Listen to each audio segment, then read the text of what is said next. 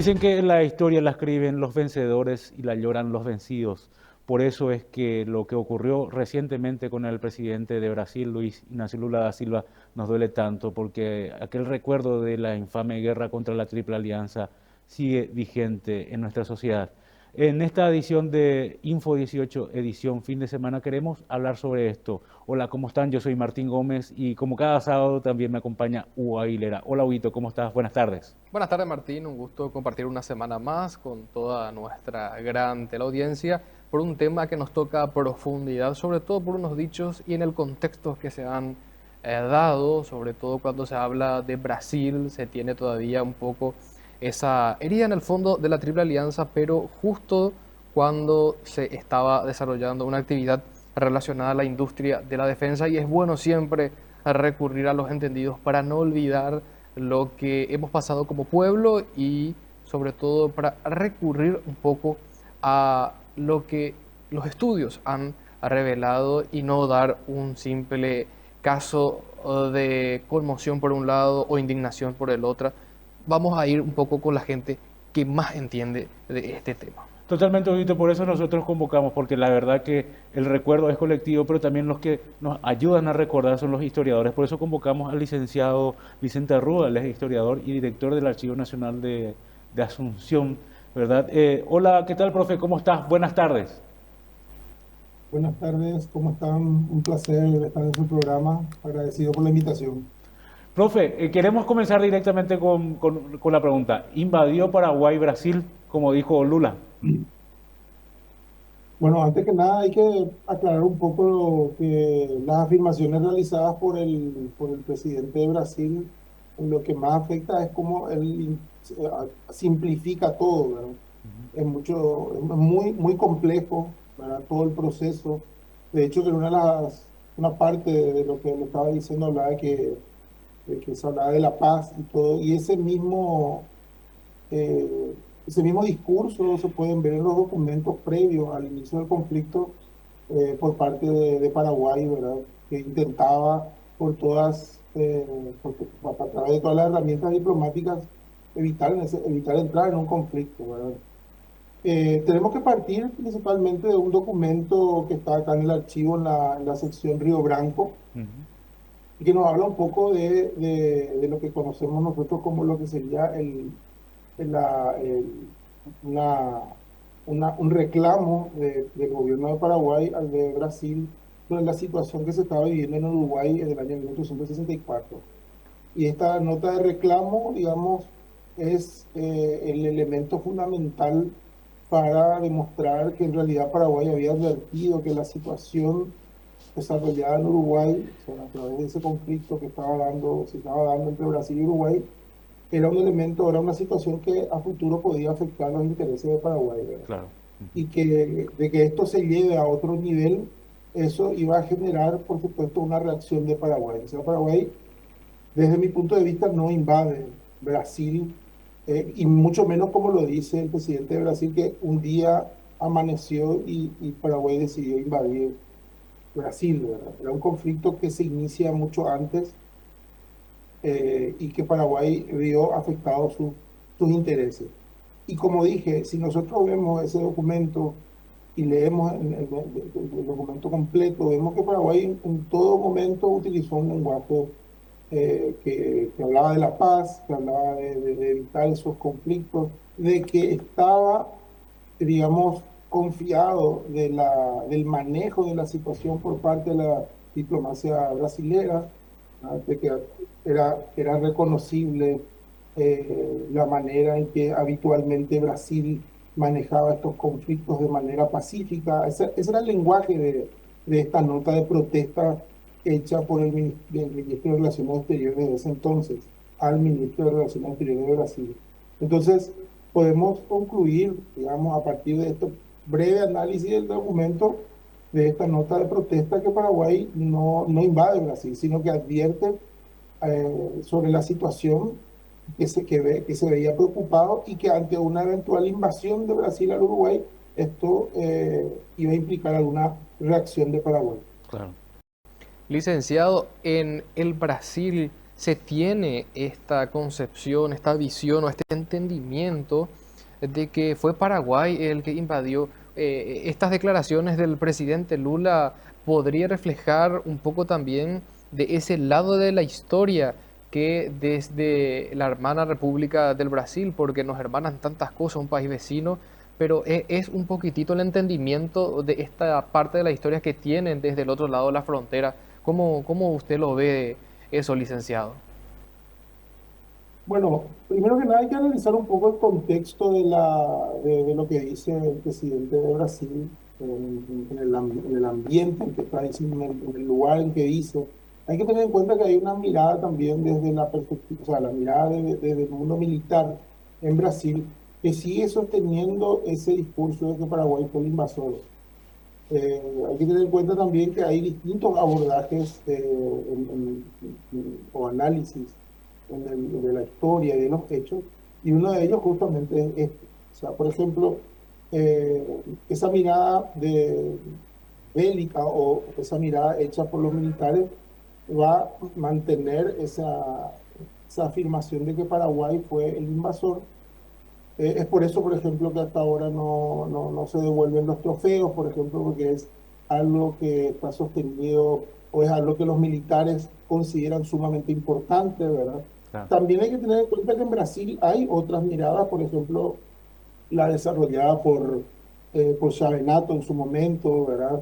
Que hablaba del genocidio americano, que era una mirada distinta a la mirada militar, y también hubo una mirada más crítica o más académica que la había desarrollado Doratioto, ¿verdad? Con su famoso libro La maldita guerra. Entonces, yo pienso que lo que Lula plantea en ese momento es como que quedar bien con el sector militar en Brasil, ¿verdad? Hay que reconocer que la guerra fue, además del impacto que genera en Paraguay, que es sumamente fuerte, el impacto que tuvo en el momento y sigue teniendo hasta hoy, también significó algo sumamente importante para la conformación de los estados, tanto de Brasil como de Argentina, ¿verdad? Entonces, desde la mirada del sector de las Fuerzas Armadas brasileñas, la guerra fue un elemento que legitima, digamos, al Estado brasileño, y que el ejército tuvo un papel fundamental en ese proceso, y por lo tanto tiene que mirar a un país, tiene que existir un país agresor, que en este caso es Paraguay. Profe, vos sabés que me llamó mucho la atención. O sea, quiero nomás hacer un comentario. Lula está en campaña política y necesita, digamos, apoyo de la derecha porque está compitiendo con el hijo de Bolsonaro. Entonces creo que queda más que claro por qué también él está haciendo esta alusión al armamentístico, ¿verdad? Quieren armarse porque, bueno, necesitan tener un discurso de derecha fuerte también, ¿verdad? Para captar esos votos. Pero aparte, eso me llamó mucho la atención, profe, el comentario que hiciste, porque creo que también es una pregunta o un comentario recurrente el tema genocidio, porque Thomas Wickham, por ejemplo, no sé si estoy pronunciando bien el apellido del profesor, es un historiador americano que es un referente en la cuestión de la guerra contra la Triple Alianza. Él habla de números porque no hay una cuestión de números exactos o un acuerdo con respecto a las personas que murieron durante la guerra contra la Triple Alianza. Algunos de nosotros, por ejemplo, algunas personas no tienen ni siquiera el recuerdo de quiénes fueron sus antepasados que murieron ahí. Otros, verdad que sí, no, porque nos gusta la genealogía, sabemos quiénes fueron o dónde estuvieron en ese momento de la guerra, ¿verdad? Pero nos duele todavía. Se puede hablar de genocidio, profesor, cuando hablamos de la guerra, y aparte del genocidio, el papel del ejército brasileño dentro de la guerra dicen que fue mucho más sangriento que otros ejércitos, de los otros dos, ¿verdad? El ejército uruguayo y el ejército argentino. O sea, hablamos de genocidio y ¿cuál fue el papel de Brasil en esto, profe? Bueno, justamente hoy estaba mirando algunas cosas también en internet, y veía un artículo que se había publicado en la BBC, pero para Brasil, y hablaba justamente de eso. O sea, lo habían entrevistado a Pietro y él comentaba que, bueno, no se podría hablar de genocidio porque, bueno, en realidad en todas guerras se cometen asesinatos, hay muerte, entonces no se habla de genocidio. Y pasa, yo pienso que lo que está ocurriendo es que cada uno mira desde su propia perspectiva, ¿no? Para el Paraguay, se podría decir que fue un genocidio por el hecho de lo que generó en términos demográficos, fue brutal. O sea, si estirando un poco el concepto, ¿verdad? Porque cuando hablamos de genocidio también estamos hablando de que hay un plan sistemático de exterminio, ¿verdad? Pero la guerra se escapa en un momento dado, es como se Se les va de convierte en las eso manos, ¿verdad? claro, eso es lo que dice Luc Cabeville en su obra, una guerra total, ¿verdad? Sí, sí, sí. Incluso creo que Vigan también expresa eso en su trabajo de que nadie estimaba que esa guerra iba a llegar, al menos los principales actores estimaban que iba a llegar a eso, a ese nivel, ¿verdad? Pero hay un punto sin retorno en donde justamente esto se convierte en una guerra total y para el Paraguay significa la destrucción total, Ujú. ¿no? Desde nuestra perspectiva, desde nuestra mirada histórica, nuestra mirada al pasado, significó la destrucción de todo un proceso de vida independiente, de desarrollo independiente, y por supuesto también se podría decir que para nosotros casi fue el exterminio de la población paraguaya, ¿no? Por más de que, bueno, el imperio, o sea, Brasil podría decir en un momento dado no se produjo, o Argentina lo mismo, pero en realidad eso significó un impacto fundamental. Muy pocos hechos en la historia de la humanidad implican así unos cambios radicales. Nosotros tenemos, y los historiadores solemos establecer hitos como cambios de una edad a otra, ¿verdad? Pero que no se, esos hitos simplemente sirven como una herramienta para poder ubicarnos en el tiempo y no necesariamente se dan a nivel mundial. Por ejemplo, no sé, el paso de la edad antigua a la edad media no se da en todo el mundo, ¿verdad? Claro. Pero en el caso paraguayo sí significó, el fin de la guerra significó un momento fundamental, en el cambio total, ¿verdad? Pasar de un proceso digamos, de consolidación de la independencia, de la consolidación del Estado, del desarrollo, pasar a una situación prácticamente de destrucción total. Entonces, yo pienso que en el caso, desde la perspectiva paraguaya, sí, no sé si decirlo como un genocidio, pero sí fue un desastre demográfico brutal y se cometieron crímenes terribles por parte de los, digamos, de los aliados contra la población paraguaya. Profe, Ahora, en sí. relación al tema sí, No, no, justo con relación al tema del papel del ejército brasileño, porque tampoco, o sea, por lo que, por lo que tocamos de oído de historia, medio escuchamos varias veces que fueron los más sangrientos, ¿verdad? Como lo que ocurrió en Piribebuy, la quema de aquel hospital, ¿verdad? Con los enfermos adentro, ¿verdad? La contaminación. O sea, otro detalle también, profe, que me llama mucho la atención, que en mi época que iba al Archivo Nacional, como te había comentado, encontraba yo listas de los fallecidos en los campamentos Cerro León y muchos eran de cólera, ¿verdad? Y lo que muchos sospechan o dicen es que se envenenaba el agua. Bueno, una táctica de guerra, pero demasiado cruel, profe.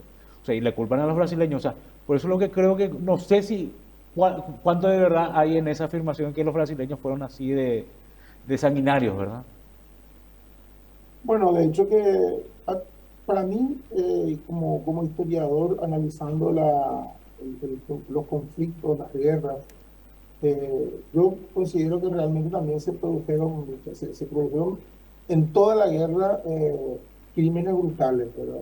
Incluso Paraguay en su momento, cuando nosotros estudiamos la guerra, estudiamos también desde esa perspectiva de la etapa ofensiva y defensiva, ¿verdad? En Ujú. la etapa ofensiva, cuando el ejército paraguayo está en la zona del Mato Grosso, también se producen hechos violentos contra ciertos sectores de la población, ¿verdad? Lo mismo pasa en la zona hacia el sur, ¿verdad?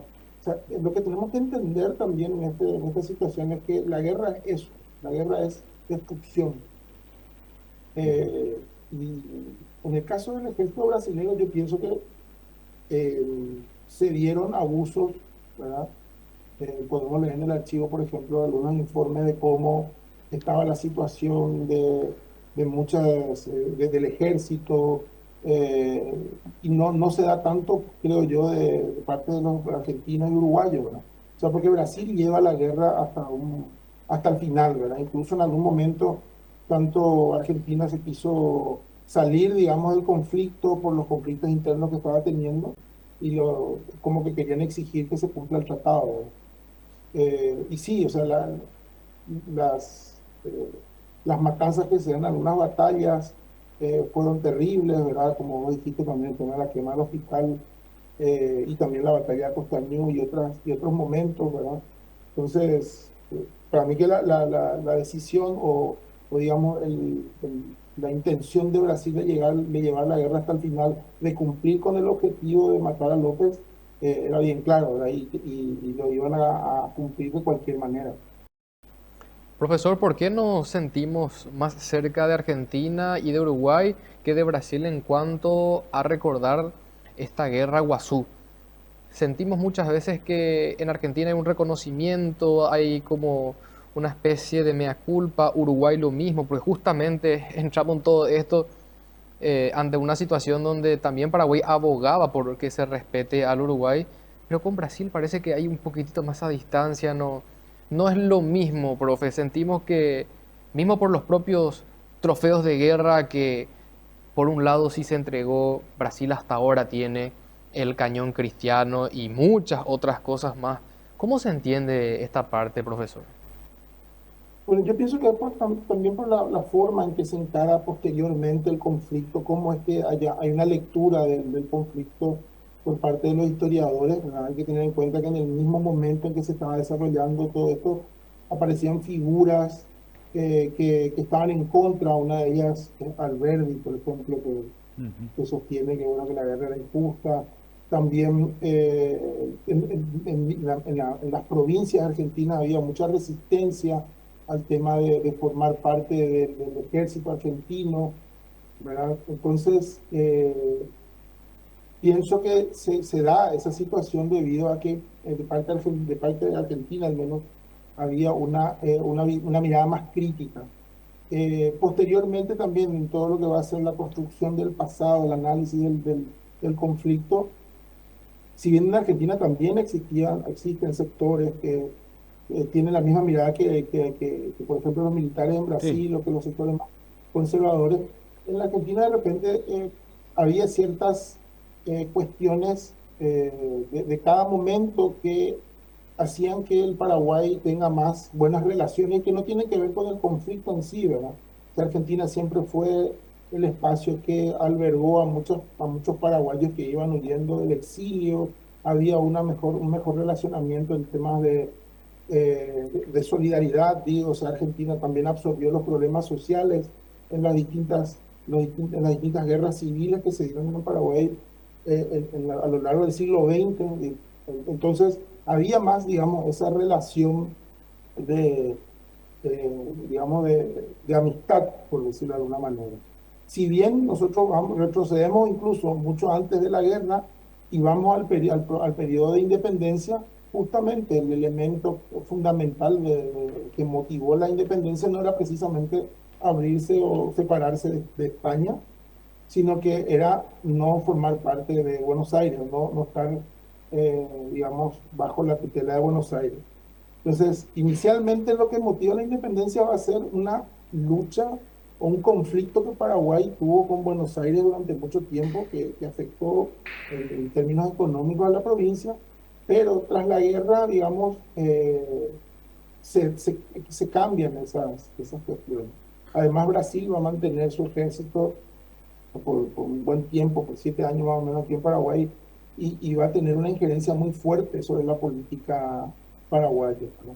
Entonces, como dije, o sea, para mí esa mirada, ese acercamiento más a Argentina se da por diversos motivos, como había enumerado. El tema de, las, de la participación, de la protesta de muchos intelectuales en Argentina sobre el conflicto, y también esa vinculación posterior que se va a dar entre Argentina y Paraguay tras los conflictos, las guerras civiles que justamente o sea, se generan a consecuencia de la guerra contra la Triple Alianza.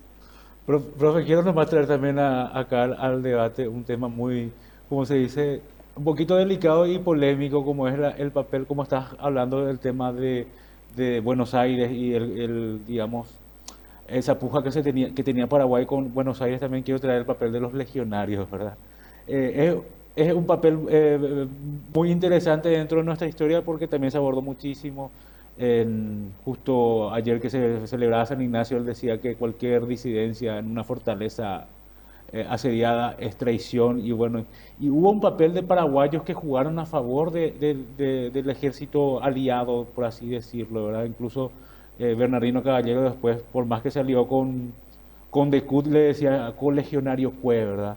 ¿Y cuál fue el papel de los legionarios? O sea, ¿es tan malo como se les pinta o se satanizó nomás ya demasiado el papel de estas personas dentro de ese conflicto en la Triple Alianza?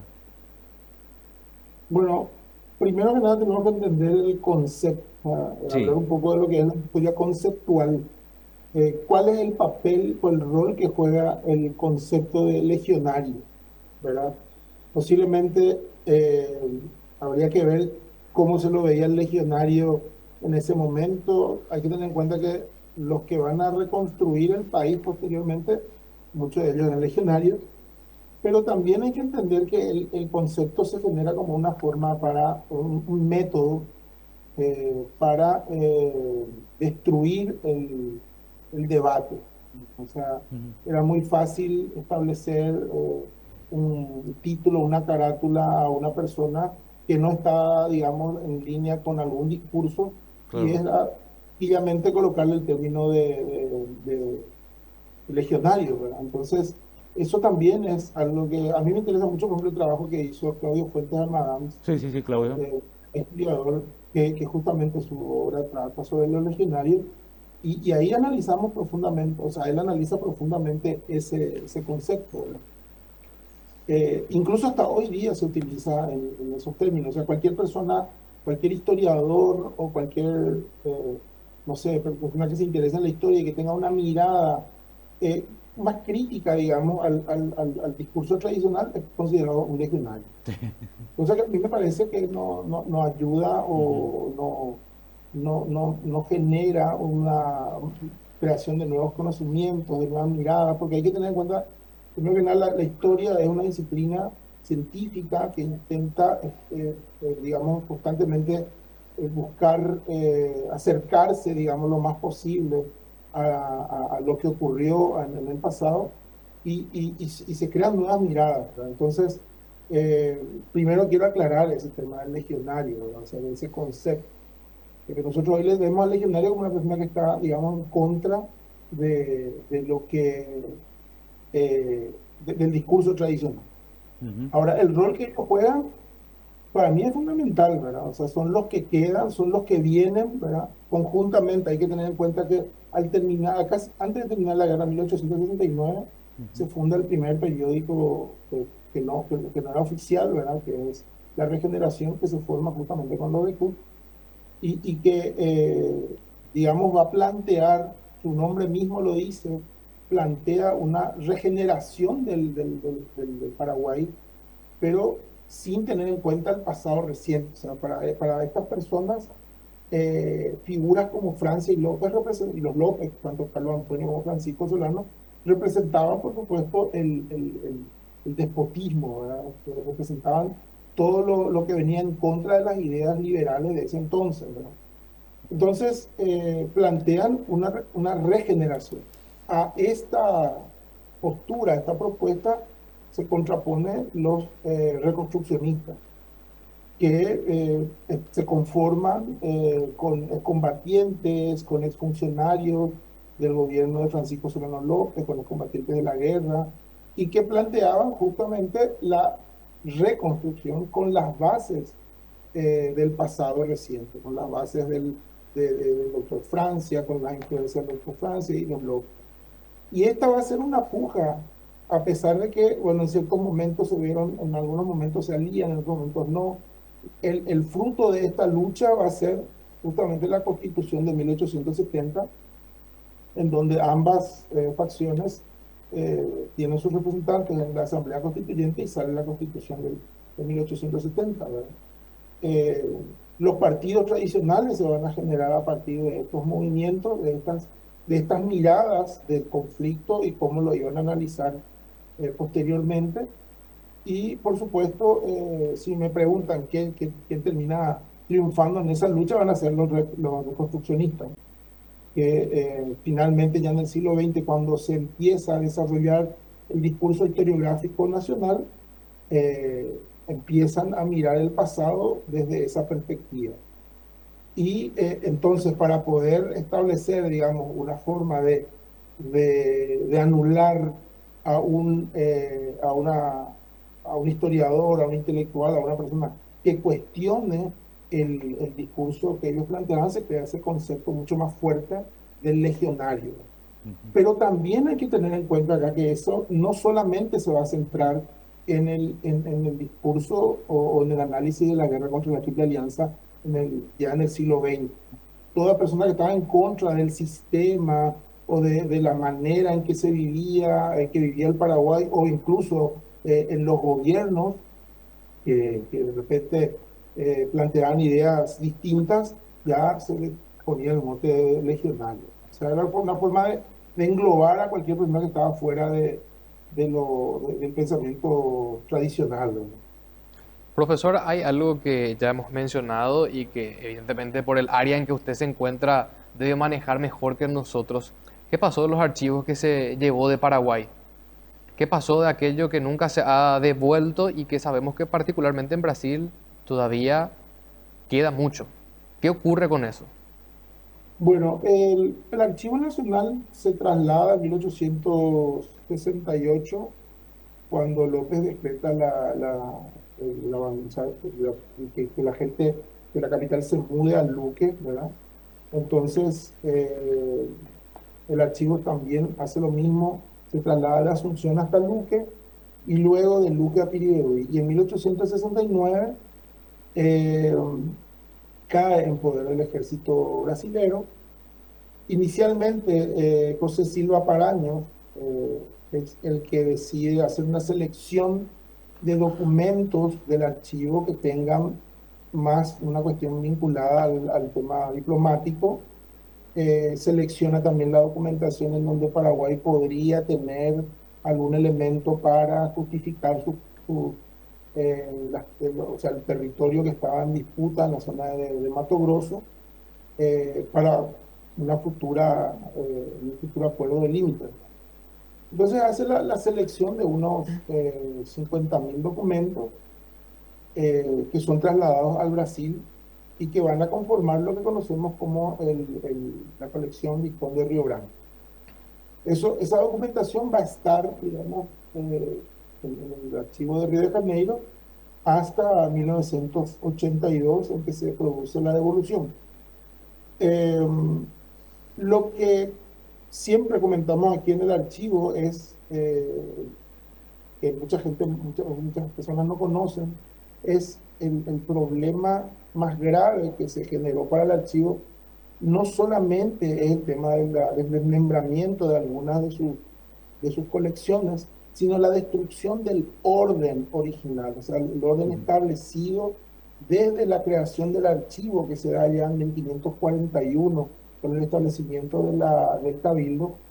Se pierde ese orden y por lo tanto, hoy por hoy nosotros como archiveros no podemos determinar a ciencia cierta qué cantidad de documentos fueron sustraídos, qué cantidad, o sea, sabemos lo que se devolvió, pero no sabemos, por ejemplo, qué cantidad de documentos podrían estar aún fuera del archivo, fuera del Paraguay, por dicho, o en el Paraguay mismo, porque los saqueos también se producen internamente.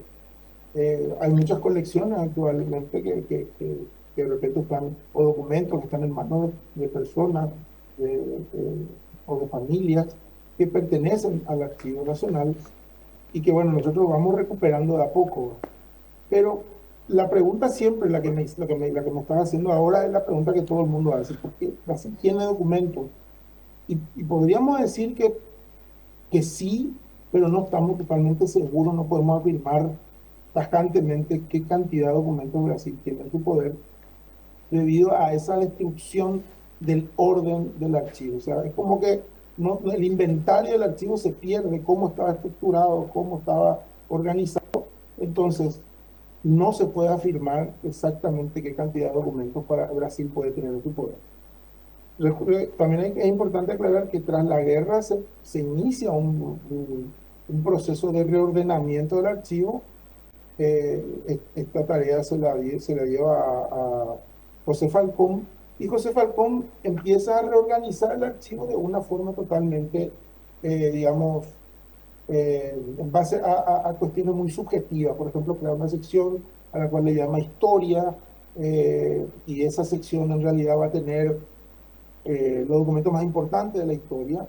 Luego hay documentos que, como no sabían dónde podían entrar, porque no sabían si eran importantes o no, se va a formar una sección que se llama Nueva Encuadernación, Ujú. que son 3.417 volúmenes encuadernados, con documentos sin un orden cronológico, temático, nada. Entonces, es difícil para mí como un funcionario público, y es riesgoso también, decir, Brasil tiene esta cantidad de documentos. Como también yo no puedo afirmar que Brasil no tenga documentos. Entonces, hoy por hoy para nosotros es muy importante, sobre todo el tema de que se acceda a los documentos, y ir viendo y ir generando conciencia en que, bueno, se puede ir recuperando. Hace cuestión de un año recuperamos un documento que estaba en Nueva York, por ejemplo. Era un documento del siglo XVI. Ustedes me dirán, ¿pero qué tiene que ver con la guerra? No. Y el problema es que justamente en los saqueos esa documentación fue a parar a una colección privada. Y eso también es algo preocupante. No solamente la documentación que Brasil podría tener en su poder, sino que la gran cantidad de documentos que puede estar distribuidos en manos de particulares, en colecciones privadas, tanto en Paraguay como en otros países. Y eso es sumamente, digamos, alarmante para nosotros, porque somos los encargados de proteger esa memoria documental que tiene Paraguay. Profesor, vos sabes que no queremos quitarte mucho tiempo y sabemos que estás ocupado, pero de verdad apreciamos mucho esto porque creo que queda otro tema también pendiente para poder hacerlo en otra oportunidad, el papel de las mujeres que también fue destacado durante y después de la guerra, ¿verdad? Eso por un Claro, lado, claro, el papel de las mujeres fue, o sea, siempre comento que yo soy consecuencia de las guerras. Mira, mis antepasados estaban en Pilar y de Pilar, después de esa ofensiva que vos comentaste, fueron migrando hacia el otro lado. Otro tatarabuelo iba a ser fusilado por los brasileños, pero le salvaron las mujeres porque se fueron a llorarle a los brasileños, ¿verdad? Para que no les fusilen, ¿verdad? Y eso queda registro. Y esos registros yo creo que, como vos decís, también son fundamentales para nosotros como nación porque son parte de nuestra memoria, ¿verdad? O sea, y tienen que estar donde claro. tienen que estar. Sí, y también hay que tener en cuenta que con el tema este de la accesibilidad que hoy la tecnología nos permite, también estamos viendo y estamos siendo partícipes de unos nuevos temas a ser abordados por los historiadores. Y estamos rompiendo un poco con ese esquema del tema bélico, ¿verdad? Que es, o sea, yo no puedo como historiador decir, no, no, no hablemos de la guerra de la Triple Alianza, o no hablemos de la guerra del Chaco. No estoy planteando eso. Lo que estoy planteando es que gracias a esa accesibilidad hoy se pueden ver cuestiones mucho más complejas dentro de esos conflictos. O sea, humanizar un poco más también los conflictos. Porque de repente se enseña hasta hoy día a hablar de batallas, héroes, y grandes estrategas, ¿verdad? Pero esos héroes, esos estrategas, también estaban al mando de unos soldados. Y estos Claro. soldados de repente eran campesinos, se dedicaban a alguna actividad, como por ejemplo, no sé, eran herreros, carpinteros. También vos hablaste de las mujeres, pero me gustaría sumar también el tema afrodescendiente, Claro, algo claro. que impartió durante mucho tiempo. Y ahora estamos hablando del tema de Lula, de lo que dijo Lula, pero hace un tiempo atrás, una semana atrás nada más, estábamos hablando de la cuestión de si en Paraguay hubo o no discriminación o racismo, ¿verdad? Entonces, y he visto por redes sociales, por internet, por un montón de lugares, por medios de comunicación, esos debates, algunos diciendo que en Paraguay nunca, no existió eso, y esa es para mí lo más importante, ¿verdad? Para mí lo más importante es esa diversificación de temas, hablar un poco de la situación del indígena, de la situación del afrodescendiente, la mujer, la participación, no reducir la participación de la mujer en el tema de la donación de joyas, por ejemplo. Claro, totalmente. Recientemente hicimos una exposición sobre el libro de oro y nuestra postura era hablar un poco de... Esa no es la única expresión de heroísmo de las mujeres. Claro. Las mujeres sostuvieron toda la guerra con su fuerza de trabajo, ¿verdad? Sí, porque eran mujeres pudientes Incluso, las que donaban eso, o sea, no eran la gente del campo que estaba ahí de verdad también luchando, ¿verdad? O sea, acompañando claro, muchas a sus hijos, llevando también así, yendo al campo de batalla con sus hijos y esperando que vuelvan con vida, ¿verdad? O sea, claro, porque la idea, yo pienso que, como le suelo decir a mis alumnos, estamos acostumbrados un poco al relato histórico, de eso que no, que más que un análisis histórico es más una cuestión de autoayuda, ¿verdad? De sí, sí, sentirnos bien, sí, ¿verdad? Y hoy tenemos que hablar de la historia, o sea, si vamos a hablar desde una perspectiva más científica, tenemos que tratar un poco de cuestionar todo lo que ya está establecido y empezar a darle otras miradas, ¿verdad? Porque hay distintas verdades. Está la verdad, por ejemplo, del afrodescendiente, de la mujer, la mirada en la posguerra, por ejemplo, de los campesinos, de cómo quedan las personas que tienen sus tierras, ¿verdad? Cómo se va a ir desarrollando también, porque no sé si se acuerdan, y todos nos acordamos de la época del colegio, cuando estudiábamos la historia del Paraguay, hablábamos de la guerra de la Triple Alianza y hacíamos un salto directo a la guerra del Chaco. sí, sí, Y sí, en el medio hablábamos de presidentes Oro y presidentes Oro.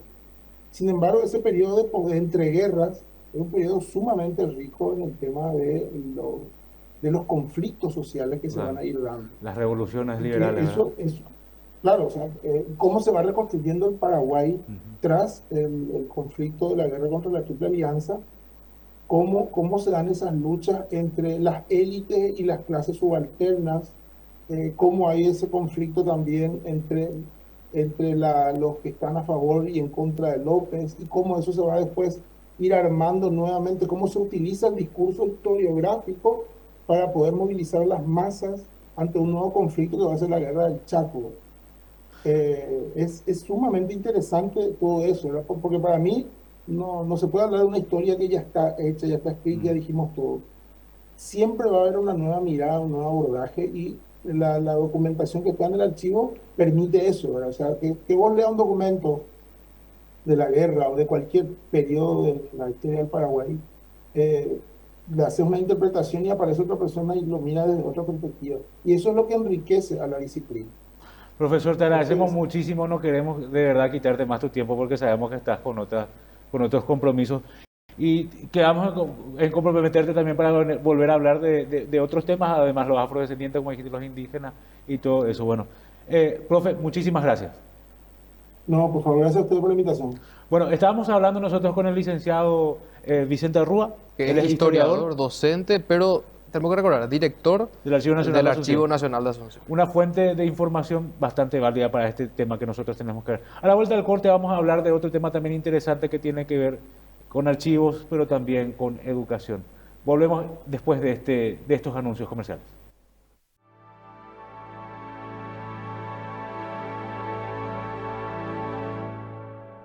Campamento, campamento,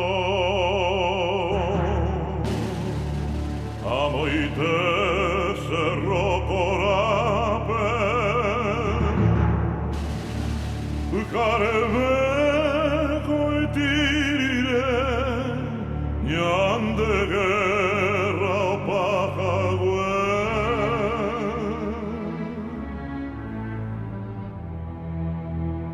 Enda avi mariscal y espada mio cape vencer o morir que cape o como Haití o mi gamba.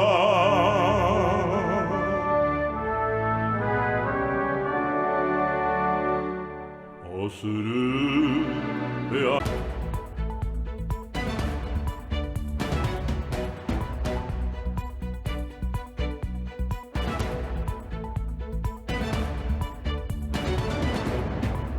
Dicen que la justicia es ciega, pero a veces más que ciega lo que hace es sorprendernos como el caso del abogado, por así decirlo, Hernán Rivas, con dudas, ¿verdad? Por eso es un tema que, digamos, que nos está, digamos, tocando muy fuerte a nosotros como sociedad. Por eso nosotros convocamos a gente que conoce, como es el abogado, el doctor Juan Sosa Vareiro, que es un gremialista que tiene más de 15 años de experiencia y es una voz destacada dentro de lo que es el ámbito judicial. Hola doctor, buenas tardes, ¿cómo estás? Buenas tardes, un gusto poder conversar con ustedes y a través de ustedes con toda su audiencia y realmente siempre feliz de poder compartir con ustedes algunas situaciones que afectan al Poder Judicial, que afectan a la justicia y además de la justicia al justiciable, que es el que recibe el impacto directo de una justicia deficiente. Doctor, directamente te pregunto, ¿cuál es la repercusión directa que da a la República del Paraguay la situación del ahora ex senador Hernán Rivas, las dudas que hay sobre su título, pero también las decisiones que él tomó como presidente del jurado de enjuiciamiento de magistrados, ¿verdad? En primer lugar, la designación de una persona de dudosa capacidad académica y cuyo título hasta ahora está en tela de juicio y probablemente resulte un título falso, es una vergüenza para la República del Paraguay y fue la mayor bofetada que dio la clase política al Poder Judicial en los últimos 30 años. Es realmente inconcebible que una persona que no tiene ni la capacidad intelectual ni la capacidad técnica haya llegado a ser nada más y nada menos que presidente del jurado de enjuiciamiento de magistrados. Una persona que tiene a su cargo corregir y juzgar a los propios jueces. Imagínense que una persona ignorante en derecho como Hernán Rivas fue juez de jueces. Es una de las bofetadas históricas más grandes que recordamos y perjudica muchísimo al Poder Judicial, a su credibilidad y probablemente a las resoluciones que haya tomado el organismo. Doctor, para ponernos en contexto, dentro de nuestra organización como República, digamos que tenemos un organismo que se encarga de juzgar a los que juzgan, que sería el jurado de enjuiciamiento de magistrados. O sea, cuando vos tenés un conflicto con alguien, vos te vas a la justicia y la justicia, los jueces deciden si vos tenés la razón o no, ¿verdad? Ellos imparten justicia. Y estas personas que cuando imparten justicia también son juzgadas por un organismo que es el jurado de enjuiciamiento de magistrados, ¿verdad? Hasta ahí estoy bien, ¿verdad? Estaba viendo Perfecto.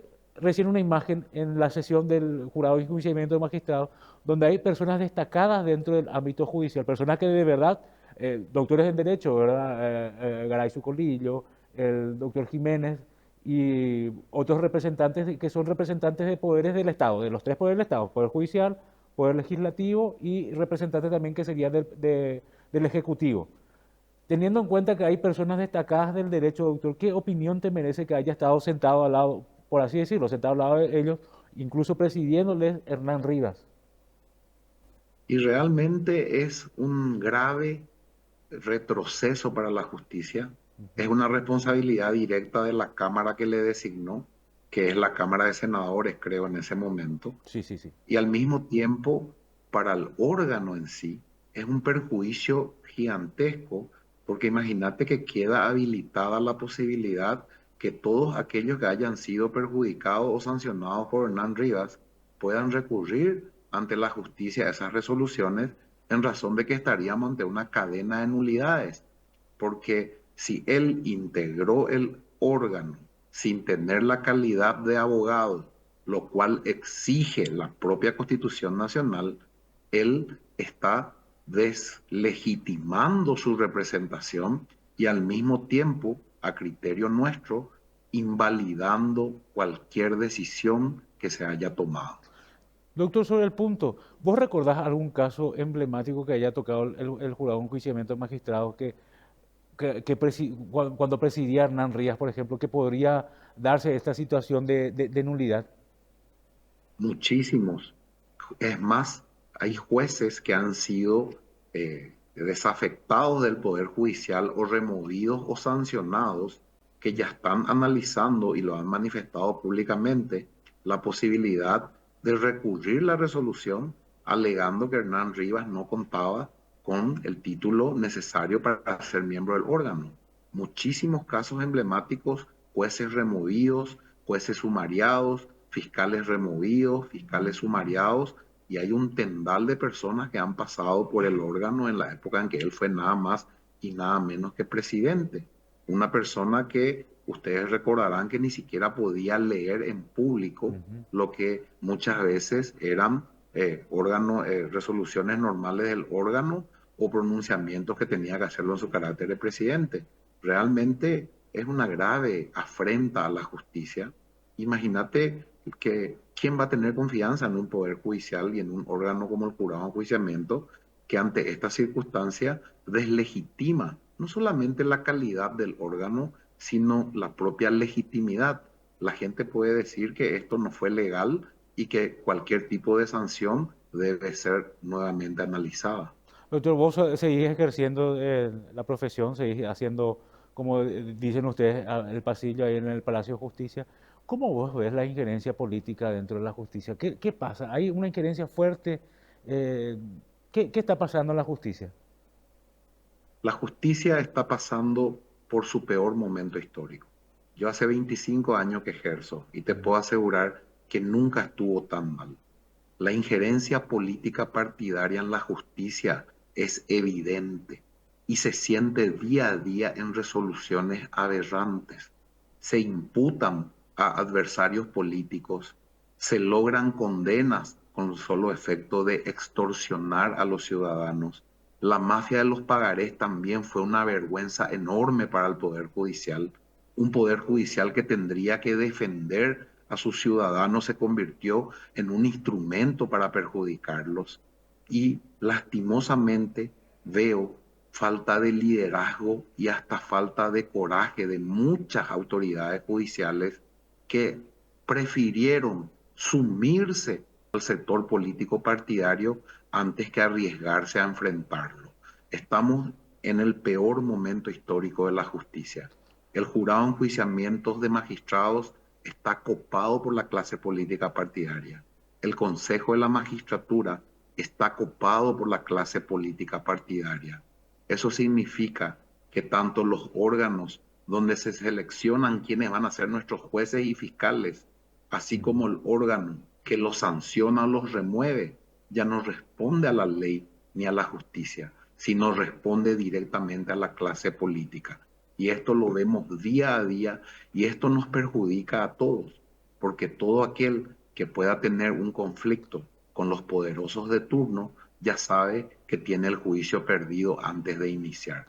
Es muy grave lo que está pasando y yo le insto a los colegas abogados y a la sociedad a que nos unamos y recuperemos el poder judicial. Caso contrario, este poder judicial, cuya credibilidad ya es mínima, va a terminar implosionando por dentro porque la sociedad ya no va a creer en él. Doctor, yo capaz te voy a complicar un poco con esta pregunta, pero ¿qué sector político vos considerás que está metiendo mano negra dentro de la justicia? ¿Qué sector político? ¿La oposición, el oficialismo o algún movimiento en particular vos estás viendo en la mano negra de ellos? Hemos llegado al colmo que la justicia se convirtió en un garrote. Y el que llega al poder quiere utilizar el garrote. Acá no es una cuestión solamente de rojos, azules, verdes o amarillos. Acá es una cuestión de un poder judicial genuflexo que prefiere acomodarse a los poderosos de turno. Hoy los poderosos de turno son de honor colorado. Mañana pueden ser los liberales, pasado pueden ser los independientes. Pero el problema no es de los movimientos políticos ni de los partidos. El problema es de una justicia genuflexa que se acomoda y se amolda al poderoso y que es utilizada como un garrote y como un elemento de persecución al adversario. Esa es nuestra realidad. Y hoy esa realidad se siente más que nunca cuando públicamente quienes deberían de ser independientes mantienen reuniones secretas con miembros del poder político, o algunos sí que se sacan fotos horondamente y hasta exhiben en sus redes esas fotos demostrando el apoyo y el padrinazgo político. Esa es nuestra realidad hoy, y más que un partido o un movimiento, es una justicia genuflexa que se acomoda a quien esté de turno o al patrón del momento. Doctor, haciendo, digamos, como un periodismo de imaginación, como dice un colega, si la justicia paraguaya funcionara de verdad, así como corresponde, ¿a qué sanciones se podría exponer el ex senador Hernán Rivas después de esto, si es que se comprueba que su título es falso? Hay una figura penal que dice uso de instrumento público. Una cosa es la creación del instrumento o la producción.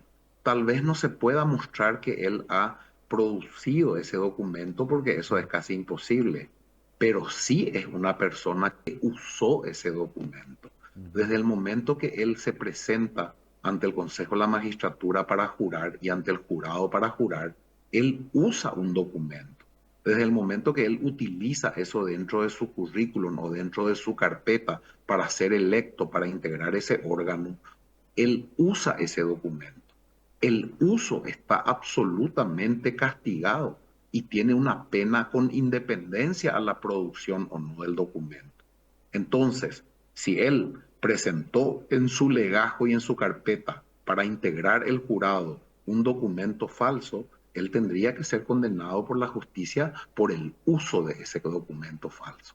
¿Y a cuánto tiempo se expondría eso de prisión o de castigo, si es multa? Sea cual sea la condena, creo que tiene una expectativa de pena de entre 3 y 5 años y el uso, cuando es grave, como en este caso, podría tener incluso algunas penas agravantes. Pero independientemente de cuál sea, un día, un año, 2 años, 5 años, acá el tema es que tiene que terminar la impunidad. La justicia tiene que demostrar que realmente quiere hacer las cosas bien. La impunidad tiene que terminar. Y para que termine la impunidad, tienen que haber condenas ejemplificativas, que realmente el justiciable vea que aquel que ha violado la ley, sea cual sea su posición política o su fuerza política, es realmente condenado.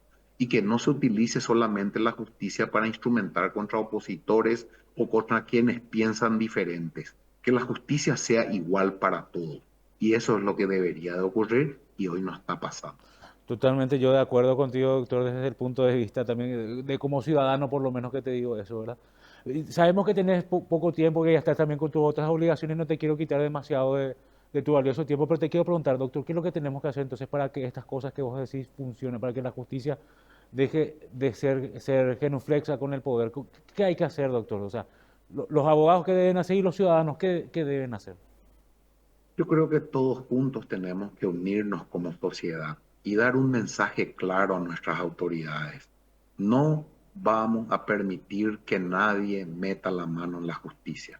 La justicia tiene que ser independiente y esa independencia tiene que ser celosamente custodiada por todos nosotros, abogados, ciudadanos, periodistas, todos, Claro. porque de alguna forma una justicia que funciona mal para todos.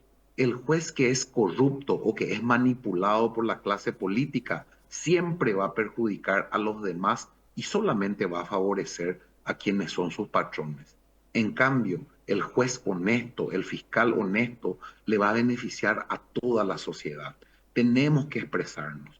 Las grandes conquistas históricas en esta república se dieron a través de la presión social y con una sociedad activa. Los colegios de abogados también tenemos nuestra parte de culpa al permitir que personas totalmente vinculadas al poder accedan a cargos que deberían de ser reservados para personas probas, técnicas y no comprometidas con la política partidaria. Asumamos todos nuestra situación histórica de recuperar el poder judicial y lo hagamos desde donde nos toque, los abogados desde los tribunales, los periodistas desde los micrófonos y la sociedad desde esa presión social que es la única que va a generar cambios positivos. Porque realmente hoy estamos en la peor justicia de los últimos 30 años. Doctor, yo te quiero comprometer también a seguir esta charla a futuro, porque sé también que te estás candidatando al Consejo de la Magistratura, ¿verdad? Que es el consejo que elige a fiscales y jueces, ¿verdad? Si mal no me equivoco. Es así mismo, nos ¿Y, estamos candidatando y qué porque prometes, doctor? Vos queremos desde tu construir lugar desde dentro. sí, vas a hacer, ¿qué prometes desde tu lugar, doctor? En primer lugar, de que vamos a marcar diferencia. No nos vamos a subyugar al poder político. Vamos a mantener un criterio firme y vamos a llegar con la independencia que nos permita elegir realmente a los mejores y no elegir solamente a quienes son apadrinados por el poder político. Hoy tenemos una obligación histórica, que el Consejo de la Magistratura recupere su rol técnico y deje de ser un lugar de secretarios del poder político, donde los miembros, en vez de responder a la justicia, responden a sus patrones. Nosotros vamos a cambiar eso. Tenemos un gran equipo y queremos recuperar la legítima representación del gremio de abogados con independencia, con un discurso firme, coherente, y que lleguen a jueces y fiscales aquellos que realmente tengan no solamente el mejor currículum, sino el coraje de poder defender y de poder plantarse ante el poder político. Necesitamos que el Poder Judicial recupere esa fuerza, recupere esa identidad y recupere esa dignidad. Y creemos que desde el Consejo de la Magistratura, con la selección de jueces y fiscales probos, podemos iniciar ese camino. Doctor, tu promesa queda grabada y si llegas y no lo cumpliste la vamos a recordar como corresponde, doctor. Pero te agradecemos muchísimo este contacto porque nos ayudas a entender un poco el proceso de Hernán Rivas, que además, estábamos hablando antes de la guerra contra la Triple Alianza y además de esa herida del pasado también nos duele esta herida del presente, que es la de tener a gente, digamos, incapaz, ejerciendo el poder dentro de organismos muy importantes dentro de nuestra república. Así que te agradecemos muchísimo, doctor Juan Sosa Vareiro. Un gusto, gracias a ustedes, y que termine la impunidad en la República del Paraguay. Que la justicia recupere su rol y que todos, como ciudadanos, seamos partícipes de ese proceso de recuperación. Doctor Juan Sosa Vareiro, muchísimas gracias. Bueno, nosotros tenemos que hacer un breve corte, pero a la vuelta venimos con más información. Me quieren callar, pero la música es libertad de expresión. Le joden la vida al que quiere laburar. Me tienen podrido con tanta represión. Y si quieren plata yo no pienso coimear. Laburen, laburen, como todo el pueblo laburen. Laburen, laburen, como todo el pueblo laburen. Quiero ver tu culo corto 5 AM en un bondi, colgado de la puerta con la cara de zombie. Que te roben el cielo en una moto 2 copy. Que te implanten 10 gramos en el carro unos poli. Que camine por los barrios bajos, solito sin escolta y equipo de trabajo. Venís a comprar cédula con un fajo. Y esos que te botan no valen ni un carajo. ¡Pra! ¡Pra! Cena rata, dipuchorro. Vení pa'l barrio que te invito a un churro. Hablemos de política fumando un porro. A ver si no te abre la mente pisar el barro. Y ahora te pregunto, ¿qué vas a hacer si tu hija entra en el mismo colegio que asaltantes y manijas? Donde la educación es igual a una baratija. Y al terminar le toque la vida que le toque, no la que ella elija. Laburen, laburen, como todo el pueblo laburen.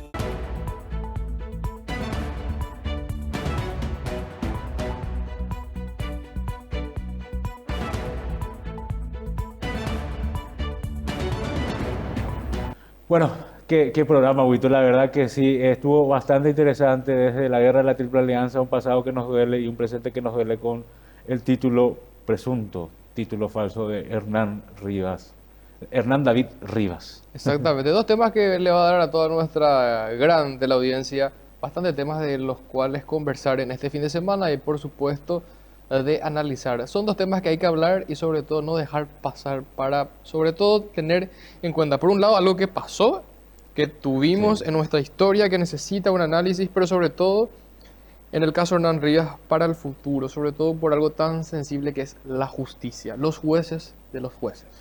Una reflexión final que decía Freud es que si el pasado no se resuelve, nos explota en la cara. Por eso es que debemos reparar estas heridas que van a generar después el día de mañana algún tipo de conflicto. Esto fue Info 18, edición fin de semana. Yo soy Martín Gómez, me acompañó Hugo Aguilera. Y recuerden que en nuestras redes sociales pueden ver parte de lo que fueron estas entrevistas, también pueden volver a escuchar a nuestros entrevistados o ver el programa completo a través de la plataforma YouTube. Nosotros nos despedimos, pero esperamos volver a encontrarnos el próximo fin de semana. Hasta luego.